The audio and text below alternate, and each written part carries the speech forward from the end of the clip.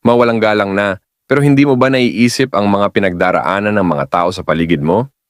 Ang pagiging mandaraya at ang pagiging homewrecker mo ay tunay na kahiya-hiya.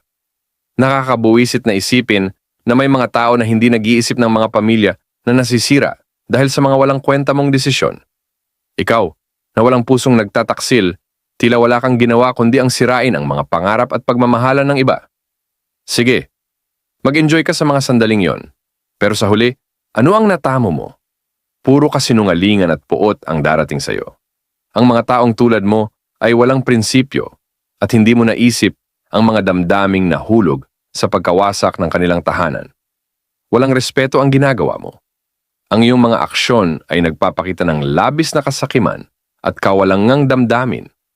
Hindi mo naiisip ang sakit at hirap na dulot mo sa mga pinagdaraanan nila. Gusto mo bang ipagmalaki ang sarili mong